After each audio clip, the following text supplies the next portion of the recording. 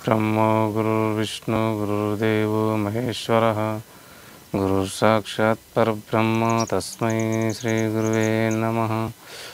ओम अखंडमंडलाकारं व्याप्तं येन चराचरं तत्त्वं दर्शितं येन तस्मै श्रीगुरुवे नमः।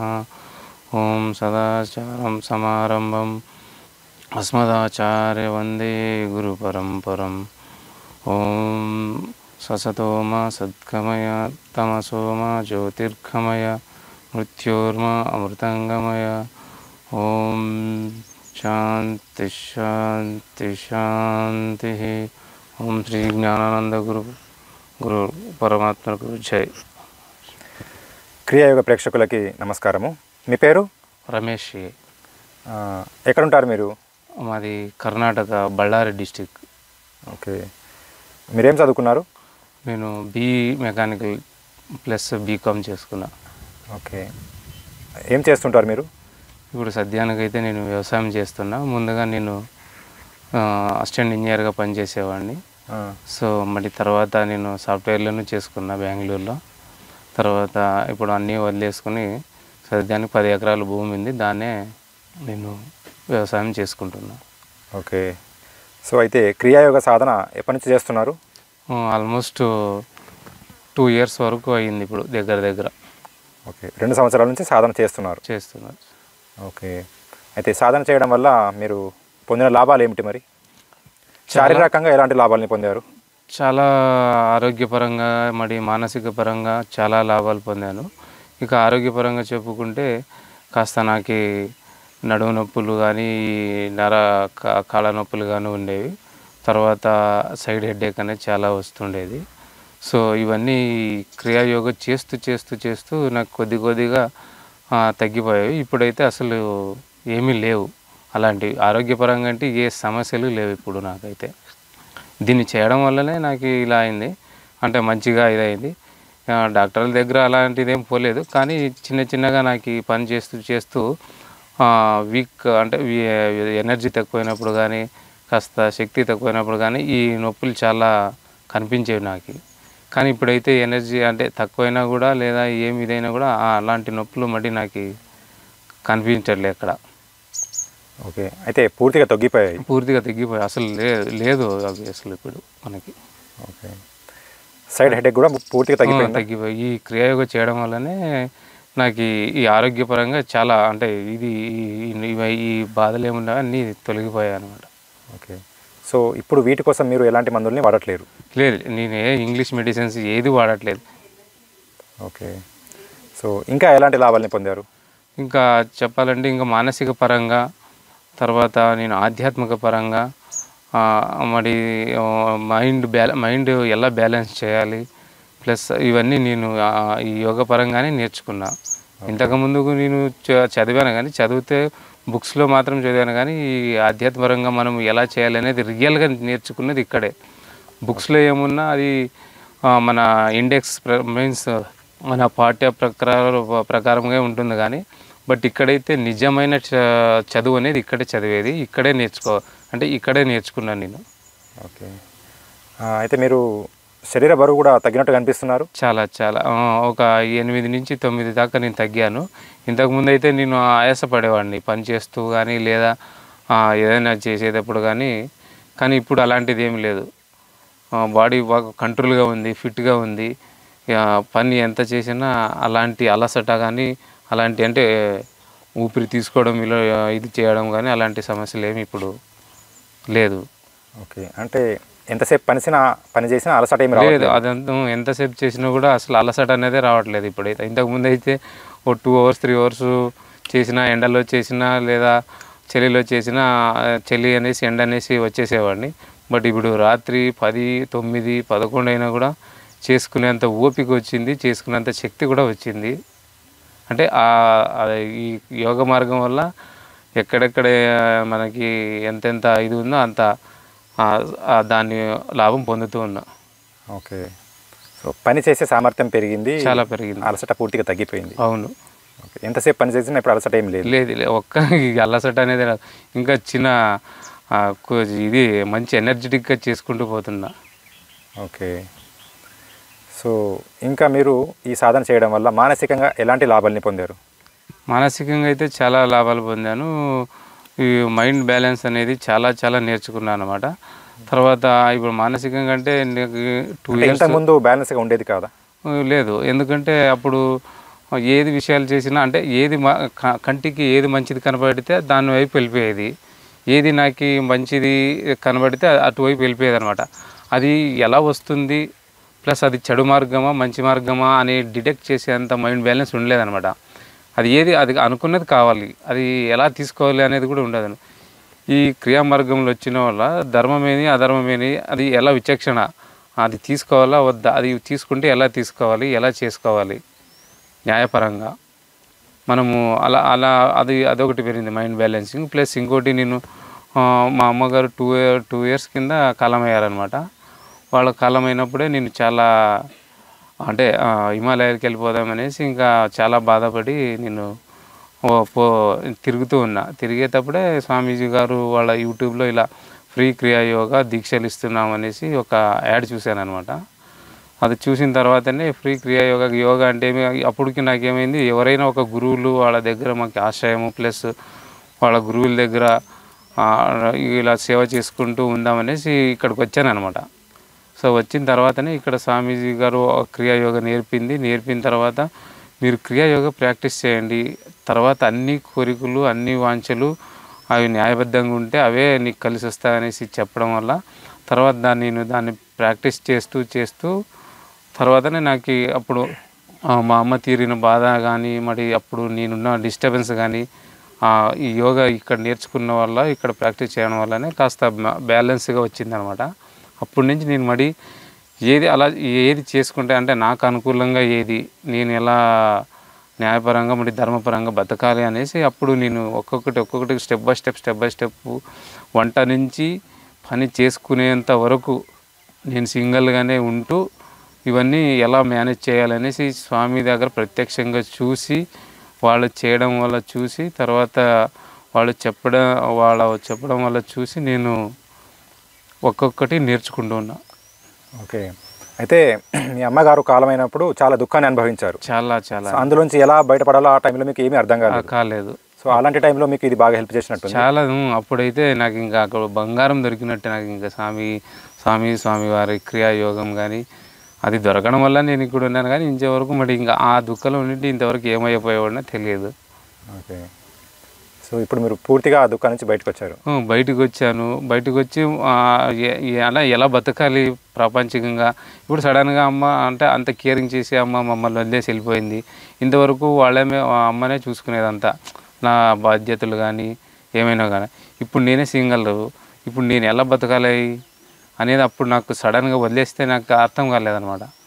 అప్పుడు చిన్న విషయాలు కానీ నేను ఇంకా ఒక్కొక్క విషయము ఇక్కడ స్వామి దగ్గర నుంచే నేర్చుకుని ఇక్కడ క్రియాయోగతోనే అంటే మైండ్ అంత టెన్షన్గా ఉన్నది నార్మల్గా చేసుకుని ఒక్కొక్క విషయాన్ని నేను గ్రహిస్తూ కాస్త నిలగడదొక్కున్నాను అనమాట ఇక్కడే.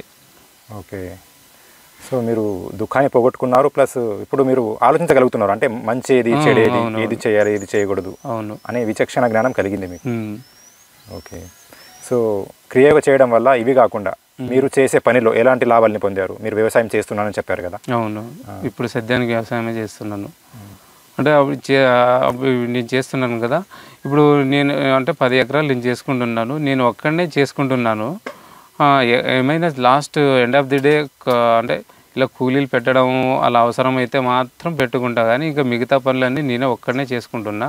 బట్ కంపేర్ టు నేను అంటే సాంసారికంగా ఉన్నవాళ్ళు ఒక 5 ఎకరాలు వాళ్ళు అంటే సంసారంలో వాళ్ళు 5-6 మంది ఉన్నా కూడా వాళ్ళు చేయడానికి అంత కష్టపడుతూ ఉంటారు. బట్ నేను యోగ మార్గంలో రావడం వల్ల పేషెన్స్ కానీ ఆ ఓపిక కానీ ప్లస్ పని చేసే యాక్టివిటీగా ఉండడం కానీ దానివల్ల నేను ఒక్కడైనా కూడా 8-10 ఎకరాలు నేను ఒక్కడనే చేసుకునేంత సామర్థ్యం వచ్చింది ఇక్కడ ఈ క్రియాయోగం వల్ల నాకు. ఇంతకు ముందుకైతే కొంచెం అంటే సమ్ టైం ఒక 2-3 అవర్స్ చేసి తర్వాత అంటే ఇదైపోయేవాడిని అనమాట. బట్ ఇప్పుడు అలా ఇంకా ఒక 10 ఎకరాలు వచ్చినా కూడా చేసేంత కెపాసిటీ ఇక్కడ నుంచే వచ్చింది నాకు. ఇదైతే నేను 100% చెప్తా. సో క్రియా చేయకన్నా ముందు మీరు ఒక 3 ఎకరాలు చేసినా సరే చాలా కష్టంగా ఉండేది. అవునవును. ఇప్పుడు 10 ఎకరాలైనా ఈజీగా సులువుగా చేసుకోగలుగుతున్నాం. అవును. అంటే మీ పని చేసే సామర్థ్యము మానసిక శక్తి పెరిగింది. ప్లస్ ఈ మన అంటే మన ఇది చేసుకుంటాం కెమికల్ అలా ఇలా అవి చేసుకోవడం కూడా మనము క్రియాయోగం వల్ల ఈ ఆర్గానిక్స్లు అలా పెంచడం కూడా కొన్ని ఇప్పుడు స్టార్ట్ చేశాను. అంటే ఎలాంటి మందులు రసాయనిక మందులు వాడకుండా ఇక్కడ స్వామి వాళ్ళని అబ్జర్వ్ చేశాను అనమాట. ఇక్కడ అంటే స్వామి వాళ్ళు ఏ కెమికల్ వేయరనమాట. మొత్తం ఆవు పేడ లేకపోతే వంటలు వండింది ఇలాంటి అన్ని కాయగూరలనే చెట్లకు వేసేది చూశాను అనమాట నేను. సో అదే కొన్ని స్ట్రాటజిక్గా నేను ఇప్పుడు సద్యానికి 1 ఎకరాల ఎస్టాబ్లిష్ చేశాను అనమాట నేను కూడా అలాగా, అంటే వితౌట్ కెమికల్. సో ఇక్కడ నేర్చుకున్నదే అనమాట నేను అక్కడ చేస్తున్నది కూడా. సో అది చాలా పర్వాలేదు, మంచిగానే ఇప్పుడు గ్రోత్ అవుతూ ఉంది. ఇంకా అంటే మల్లెపూలు చేసుకున్నాను అనమాట, మల్లెపూల తోట. సో ఇక్కడ అంటే ఆ స్వామి కూడా ఇక మన కాల్చిన కట్టెల బూది కానీ ఆవు పేడ కానీ ఇవన్నీ ఏది అంటే వేస్టేజ్ అనేసి ఇది చేయకున్నట్ల చెట్లకు ఇవ్వడం వల్ల చాలా చాలా మంచిగా ఇక్కడ గ్రోత్ అవుతున్నావు. దాంతోనే ఇక్కడ పండిస్తున్నారు. కూరగాయల తోటలో ముఖ్యంగా రసాయనాలు ఇవి వాడకుండా ఇక్కడ అది స్వామి వాళ్ళ దగ్గర చూసుకుని నేను అక్కడ చేసుకుంటున్నాను. ఓకే. సో మీరు 10 ఎకరాలు ఇప్పుడు సులువుగా వ్యవసాయం చేసుకోగలుగుతారు, ఈజీగా చేసుకుంటున్నా. అదైతే నాకు అడ్డు లేదు. ఇక నేను వేరే వాళ్ళ దగ్గర పోయి ఇది నా దగ్గరికి ఇంకొక 20-30 మంది సమ్టైమ్స్ ఎప్పుడైనా కూలీలు వస్తే అవసరం పెట్టుకుంటా, కానీ ఇంకా మిగతా పనులంతా నేనే సింగిల్గానే చేసుకుని వెళ్ళిపోతాను. ఓకే. సో అయితే ఇప్పుడు మీరు సింగిల్గా ఉంటున్నాను అని చెప్తున్నారు కదా. సో ఒంటరి ఫీలింగ్ కానీ బాధ కానీ ఏమీ లేవు మీకు? లేదు. ఇంతకు ముందు చాలా బాధపడ్డా, అదే అమ్మ వదిలేసినప్పుడు చాలా బాధపడ్డా అనమాట. ఒంటరిగా ఇంకా ఎవరు లేరు, ఇంకా ఎవరు అనేసి. బట్ ఇప్పుడు అలా లేదు, ఒంటరి ఫీలింగ్. ఒంటరిగా ఉండడమే చాలా మనశ్శాంతి. ఇప్పుడు అలా ఉన్నాను నేను. అంటే ఎంత ఒంటరిగా ఉంటామో, ఎంత మౌనంగా ఉంటామో అంత ఎనర్జీ మన దగ్గర ఉంటుంది. ఒంటరితనము అనేది ఏమి ఇది లేదు. ఒంటరి అనేది వచ్చిన వాళ్ళు ఒంటరిగానే, పోవడమే ఒంటరిగానే, ఇదే తెలుసుకున్నాను నేను. ఇప్పుడు మన స్వామి వాళ్ళు కూడా ఎంతమంది శిష్యులున్నా, ఎంతమంది బంధువులున్నా ఒంటరిగానే ఉంటున్నారు కదా. సో వాళ్ళనే ఆదర్శంగా తీసుకున్నాను నేను కూడా. నేను ఎప్పుడైనా అలా ఫీల్ అయితే మా స్వామి అంటే అంత పెద్ద గురువులే అలా ఉన్నారు కదా, వాళ్ళ శిష్యులు మేము, ఇంకా వాళ్ళ బాటలోనే నడవాలనేసి నేను అలా ఉంటున్నా. అంటే అదేమి నాకేమి బాధన పెట్టలేదు, మంచి హ్యాపీగానే ఉంటున్నా. ఓకే. కానీ సాధన చేయకన్నా ముందు మాత్రం ఇలాంటి అలవాట్లు ఇది ఇలా ఉండలేదన్నమాట. అప్పుడైతే చాలా అంటే ఇప్పటికి అది దీనికి కంపేర్ చేస్తే చాలా డిఫరెంట్. అవునా? అయితే సాధనలోకి రాకముందు మీ జీవనశైలి ఎలా ఉండేది? అప్పుడైతే ఇప్పుడు నార్మల్గా ఆధ్యాత్మిక తెలియని ఒక కాలేజీ కుర్రాడు ఎలా ఉంటాడో, ప్లస్ ఆధ్యాత్మిక తెలియకున్న ఒక సాంసారికుడు ఎలా ఉంటాడో అలా ఉండేవాడిని. అంటే ఆధ్యాత్మిక అనేది తెలియదు అప్పుడు నాకు. ఏముంది అంటే సుఖాని కోసమే ఇక మనం అందరూ పరిగెడుతున్నాము. ఆ సుఖం ఎలా వస్తుంది అంటే ధర్మపరంగా వస్తుందా, న్యాయ మార్గంలో వస్తుందా అనేది తెలియదు. మొత్తానికి అది రావాలి, అదే కాన్సెప్ట్ ఇప్పుడు ఉండేది. అది ఎలా వస్తుందనేది తెలియదు, బట్ మేము పొందుతున్నామా లేదా అనేది ఇప్పుడు ఉన్న జనరేషన్ కాన్సెప్ట్. సో నేను అలాగే ఉండేవాడిని అప్పుడు. బట్ వస్తూ నేను ఆధ్యాత్మిక వచ్చినప్పుడు అది అంటే ఆ సుఖానికి నేను అర్హుడినా, లేకపోతే అది ఎలా తీసుకోవాలి, అంటే న్యాయపరంగా ఎలా నేను దాన్ని అనుభవించాలి అనేసి తెలుసుకుని ఆ వైపు అది రాకున్నా కూడా నేను కష్టమే అయినా కూడా, కష్టం అని ఏమీ లేదు ఇప్పుడు, కష్టం ఉన్నా కూడా నేను భరించి దాన్ని మేనేజ్ చేసుకుంటున్నా. ఓకే. ఇంకా సాధన చేయడం వల్ల మానసికంగా అంటే ఆవేశము, కోపం తగ్గించడం ఇట్లాంటివి ఏమన్నా గమనించారా? అవును, చాలా అంటే ఆవేశం అంటే చాలా ఉండేది అప్పుడు. బట్ ఇప్పుడు వచ్చినప్పటి నుంచి, ఆధ్యాత్మికలో వచ్చినప్పటి నుంచి ఆవేశం అనేది ఏమీ లేదు. అలాంటివి ఏమీ అంటే కోప్పడడం సడన్గా అప్పుడైతే షార్ట్ టెంపర్లో ఉండేవాడిని అనమాట. ఇప్పుడు అలాంటివి ఏమీ లేవు. బాగా మంచిగా విచక్షణ పెరిగింది, ఓపికతో ఉంటాము, ఎవరితో ఎక్కువ కాంట్రిబ్యూట్ కాము. మన వరకు పని ఉంటే మాత్రం ఎంతవరకు అంతవరకు చూసుకుని వచ్చేస్తాం అన్నమాట. ఓకే. సో ఎంతవరకు పరిధిలో ఉండాలనేది విచక్షణ కలిగింది. విచక్షణ అది కలిగింది. బంధువులైనా మిత్రులైనా అదే చాలా అంటే వాళ్ళతో ఎంత మాట్లాడాలో అంత మాట్లాడుకుని, అదే సన్మార్గంలో వెళ్ళేటప్పుడు మనము అంటే ఋషులు గురువులు వాళ్ళ దగ్గర ఎక్కువ అంటే వాళ్ళ దగ్గర ఎక్కువ మనము కలయికలో ఉండాలనేసి నేను వాళ్ళ దగ్గరనే ఎక్కువ పోతూ ఉంటాను.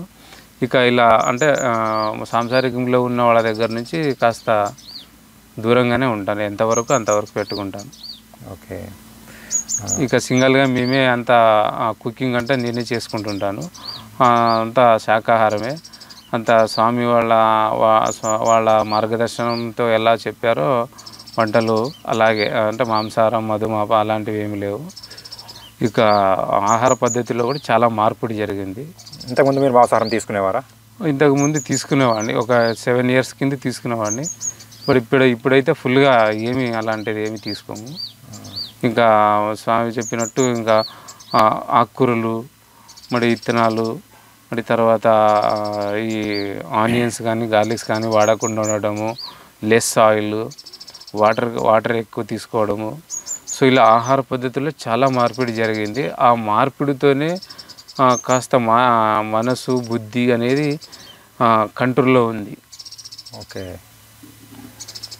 సో అయితే మీరు స్వామీజీ చెప్పినట్టు ఉల్లిపాయలు వెల్లిపాయలు తీసుకోవడం, తగ్గించి తీసుకోవడం, దాన్ని తగ్గించడం వల్ల బ్రహ్మచర్య పెరిగింది. బ్రహ్మచర్యంగా ఉంటున్నా అనమాట. ఏదొచ్చినా అలాంటి కామవాంఛలు ఏదొచ్చినా ఇంతకుముందు చాలా వచ్చాయి అనమాట. ఇప్పుడు అలాంటివి ఏమీ లేవు. అంటే ఆ పద్ధతి, ఆహార పద్ధతి వల్ల అదంతా కంట్రోల్లో ఉంది అనమాట. ఓకే. సో ఆహార నియమాలు పాటిస్తున్నాను. దీనివల్ల ముఖ్యంగా బ్రహ్మచర్యాన్ని పొందారు. అవును, బ్రహ్మచర్యం 100%గా నేను చేసుకుంటున్నా. Okay okay okay. సో నార్మల్గా ఏం వండుకుంటారు మీ వంటల్లో మీరు? ఎక్కువగా అంటే ఈ రైసు మరి కూరగాయలు వేసుకుంటున్నాము. ఒక్కొక్కసారి జొన్నది అన్నం చేసుకుంటున్నాము, జొన్న రొట్టె, మరి రాగిది రొట్టి, మరి తర్వాత ఈ పెసళ్ళు ఇలాంటివన్నీ వస్తాయి, అవి మేము చేసుకుంటున్నాం ఎక్కువ. అంటే జొన్న మన సైడ్ ఎక్కువ, మనం బళ్ళారి రాయచూరు అంటే జొన్న ఎక్కువ కదా, జొన్న ఐటమ్సే తీసుకుంటున్నాం ఎక్కువ. ఓకే. సో జొన్న రొట్టె కానీ రాగి రొట్టె కానీ ఇట్లాంటివి. అవును. ఓకే. సో ఇంకా సాధన చేయడం వల్ల మీరు పొందిన లాభాలు అంటే నార్మల్గా సంకల్ప శక్తి పెరగడము, అనుకున్నవి జరగడం, ఇట్లాంటివి ఏమన్నా గమనించారా? అవును, ఇంతకుముందు అయితే సాధన చేయడము వల్ల అంటే సాధన చేయకున్న ముందు మనకేమీ అలాంటిది తెలియటం లేదు. ఇప్పుడు సాధన చేస్తూ కొన్ని సంఘటనలు, అంటే పెద్ద సంఘటనలు ఏమైనా జరిగేది ఉంటే మనకి ఇప్పుడు ముందుగానే తెలుస్తుంది అనమాట. సో అదొక చాలా బెనిఫిట్ నాకు. అంటే మన వ్యాప్తి పరంగా మన పరిధిలో ఎవరికైనా ఏమైనా అయ్యేది ఉంటే అది బిఫోర్గా కాస్త నాకు ఏదో ఒక రూపంలో తెలుస్తూ ఉంది ఇప్పుడు. సో అది ఒకటి చాలా పెరిగింది. తర్వాత మరి సంకల్ప శక్తిని అంటే మేము ఏవి న్యాయపరంగా అనుకున్నా, ఏమైనా పనులు అనుకున్నా కూడా అవి జరుగుతూ ఉన్నాయి ఇప్పుడు. నాకైతే చాలా జరిగినాయి అలా. ఓకే.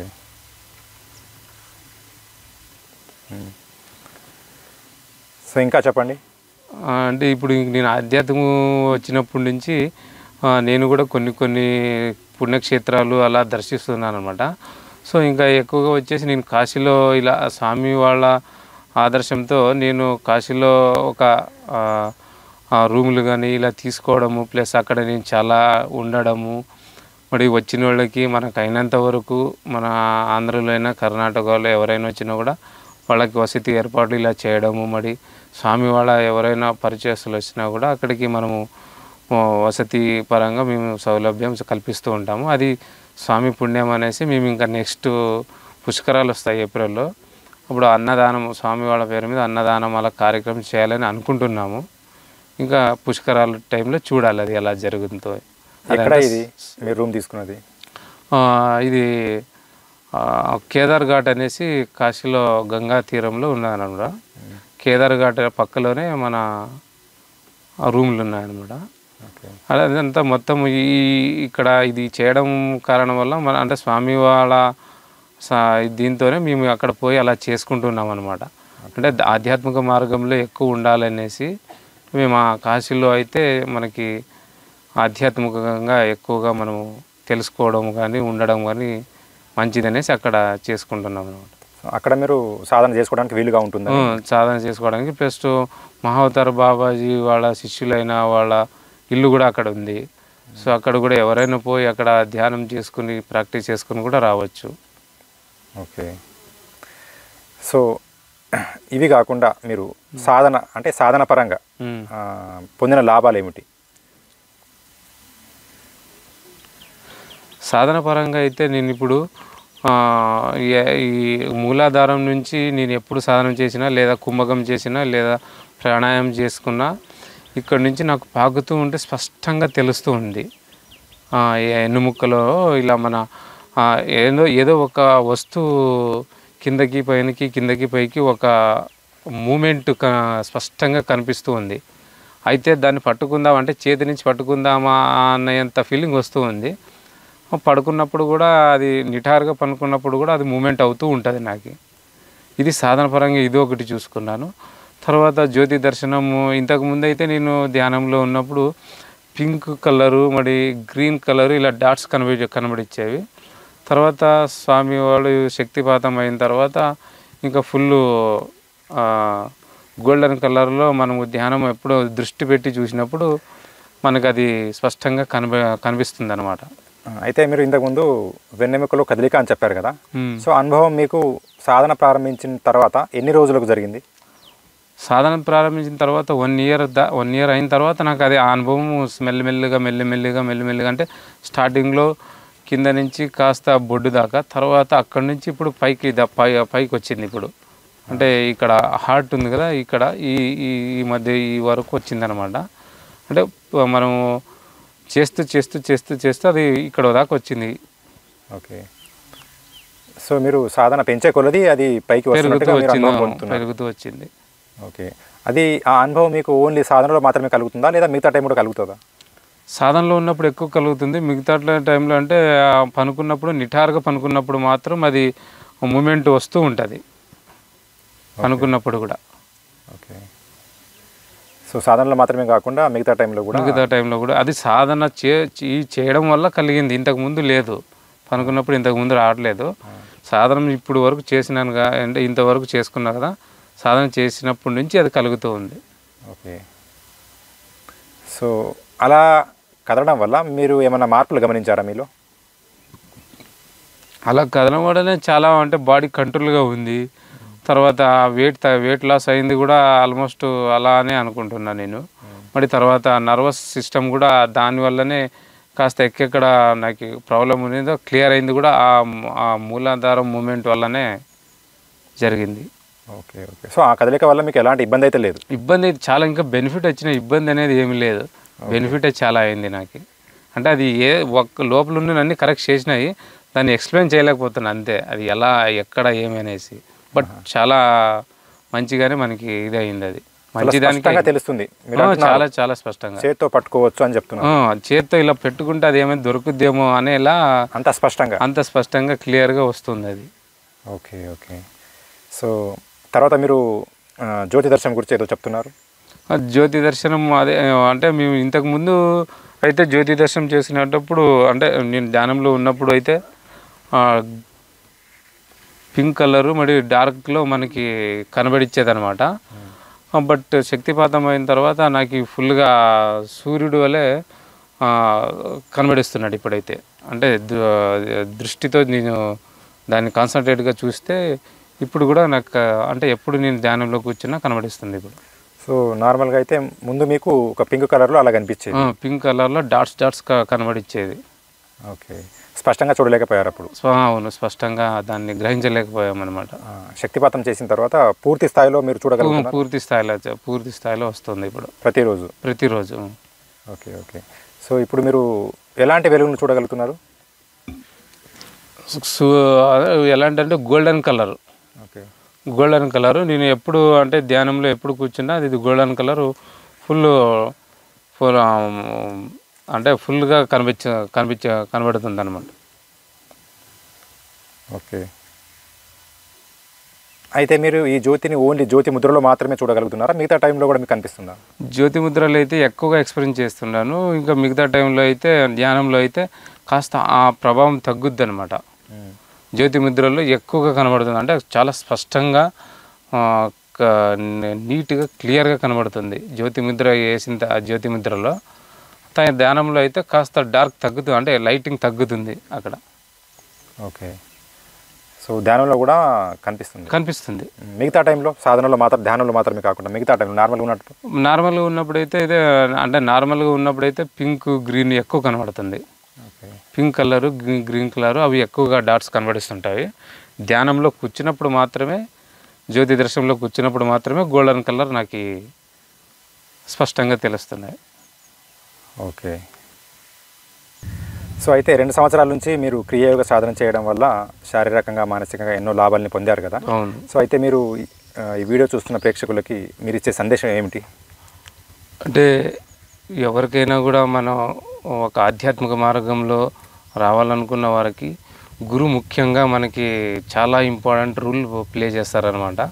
సో ఆ గురువు ఎలాంటి వారు, ఎన్ని సద్గుణాలు ఉన్నాయి, ఏ మార్గంలో వాళ్ళు వెళ్తున్నారనేసి మనము గ్రహించుకుని అది వాళ్ళు చెప్పేది నిజమా అబద్ధమా ఒకదానికి 2 సార్లు పరీక్షించి కానీ మనం గురువుని ఎన్నుకోవాలి. అలాంటి గురువు మనకి జ్ఞానానందగిరి గురువు గారు. సో ఈ గురువు గారి దగ్గర ఆధ్యాత్మిక పరంగా, మరి ధర్మపరంగా, న్యాయపరంగా, మరి వేదాలు ఉపనిషత్తులు అన్నీ తెలిసిన ఒక పెద్ద భండారం లాంటిది మన జ్ఞానానంద గురుగారు. సో ఎవరొచ్చినా ఏ గురువు అయినా ఆధ్యాత్మిక మార్గంలో ఉండాలి, ఆధ్యాత్మికతోనే జీవితం గడపాలి అనేది ప్రేక్షకులకు నేను ఫైనల్గా చెప్పుకుంటున్నా. ఇప్పుడు మన జ్ఞానానంద గురువు గారు అయితే వాళ్ళ దగ్గర అయితే చాలా ఆధ్యాత్మికపరమైన విషయాలు ఉన్నాయి, యోగ మార్గాలు ఉన్నాయి. సో ఎవరైనా వచ్చి ఇక్కడ నేర్చుకోవచ్చు, నేర్చుకుని తరించవచ్చు. ఓం